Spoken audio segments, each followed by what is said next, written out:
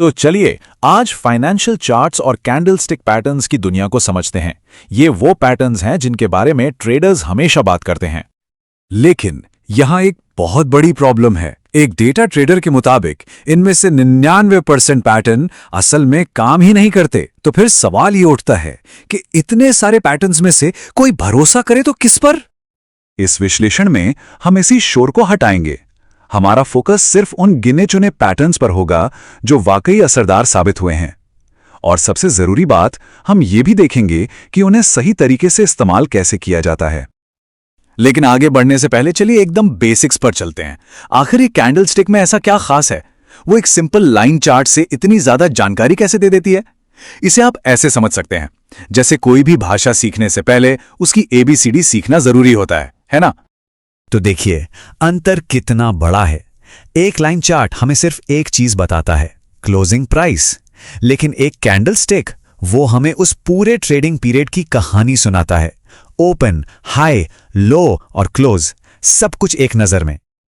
और इसकी बनावट बहुत सीधी है। इसके दो मेन पार्ट्स होते हैं। एक है बॉडी जो ओपन और क्लोज के बीच के मेन प्राइस एक्शन को दिखाती है, और दूसरी है ये विक्स या शैडो जो बताती हैं कि उस पीरियड में खरीदारों और विक्रेताओं के बीच की लड़ाई कहां तक गई थी। इन आसान से दिखने वाले आकारों को समझना ही सबसे जरूरी है। एक बड़ी बॉडी का मतलब है कि या तो बायर्स या सेलर्स पूरी तरह से हावी है। लंबी विक का मतलब है प्राइस को रिजेक्ट किया गया है। और अगर बॉडी छोटी है तो इसका मतलब है कि बाजार कंफ्यूज है, कोई फैसला नहीं ले पा रहा। तो अब जब हम कैंडलस्टिक की भाषा की ABCD सीख चुके हैं तो चलिए कुछ सबसे जरूरी शब्द सीखते हैं। देखिए, दर्जनों पैटर्न्स को टेस्ट करने के बाद सिर्फ 6 पैटर्न ऐसे निकले जो लगातार काम करते हैं। जी हां, सिर्फ 6। तो अब हम एक एक करके इन 6 भरोसेमंद पैटर्न्स को समझेंगे। इनमें से कुछ ट्रेंड के पलटने का इशारा करते हैं और कुछ ट्रेंड के जारी रहने का। लिस्ट में पहला है एनगल्फिंग पैटर्न। यह एक बहुत पावरफुल रिवर्सल सिग्नल है। इसमें होता यह है कि मार्केट की पूरी ताकत को एक विरोधी ताकत आकर निगल जाती है, यानी एनगल्फ कर लेती है। इसके 2 टाइप होते हैं, बुलिश एनगल्फिंग जो बताता है कि प्राइस ऊपर जा सकता है, और बेयरिश एनगल्फिंग जो नीचे जाने का संकेत देता है। और एक बात याद रखनी चाहिए, दूसरी कैंडल जितनी बड़ी होगी सिग्नल भी उतना ही मजबूत माना जाएगा। अगला पैटर्न है पिन बार। इसका नाम इसलिए पड़ा क्योंकि ये देखने में एक पिन जैसा लगता है। ये एक अकेली कैंडल हमें ये कहानी बताती है कि कीमत को एक दिशा में धकेलने की कोशिश हुई, लेकिन वो कोशिश नाकाम रही। जब लंबी विक नीचे की तरफ हो तो वो एक बुलिश पिन बार है, मतलब खरीदारों ने एक प्राइस लेवल को डिफेंड किया है।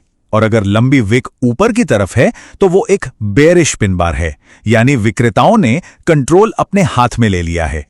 अच्छा, पहले 2 पैटर्न्स के उलट ये वाला पैटर्न बताता है कि जो ट्रेंड चल रहा है वो एक छोटे से ब्रेक के बाद शायद आगे भी जारी रहेगा। ये कंटिन्यूएशन का सिग्नल है। और फिर आता है 3 बार रिवर्सल जो कंटिन्यूएशन पैटर्न का ठीक उल्टा है। ये पैटर्न इशारा करता है कि मौजूदा ट्रेंड अब खत्म हो रहा है और मार्केट की दिशा बदलने वाली है। ये पैटर्न इस बारे में है कि जब बाजार में कंफ्यूजन का दौर चल रहा हो, वो कब एक दमदार और निर्णायक मूव के साथ खत्म होता है। इसे ही ब्रेकआउट कहते हैं। और हमारा आखिरी पैटर्न है श्रिंकिंग कैंडल्स। ये हमें एक विजुअल सिग्नल देता है कि कोई ट्रेंड अब थक रहा है, उसकी भाप खत्म हो रही है और जल्द ही दूसरी तरफ के लोग कंट्रोल अपने हाथ में ले सकते हैं।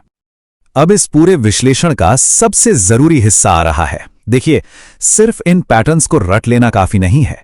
इनकी असल ताकत तब सामने आती है जब इन्हें एक सही स्ट्रैटेजी के साथ इस्तेमाल किया जाए। कॉन्टेक्स्ट यानी संदर्भ ही सब कुछ है। सोर्स के मुताबिक इन पैटर्न्स को किसी भी छोटे मोटे टाइम फ्रेम पर कहीं भी बीच में ट्रेड करने की कोशिश करना नाकामयाबी को दावत देना है।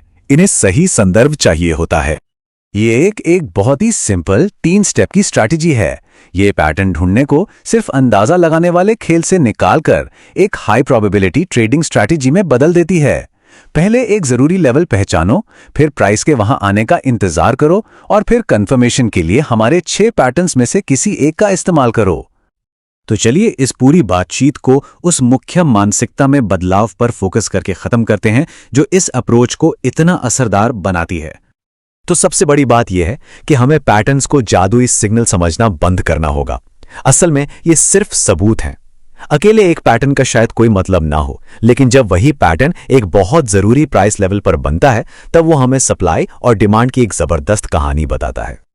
और आखिर में ये सवाल हमें सोचने पर मजबूर करता है, क्या इन पैटर्न्स को एक आदेश की तरह मानना चाहिए जो हमें बताए कि क्या करना है, या फिर इन्हें सिर्फ अपनी सोची समझी प्लानिंग को कंफर्म करने का एक जरिया समझना चाहिए।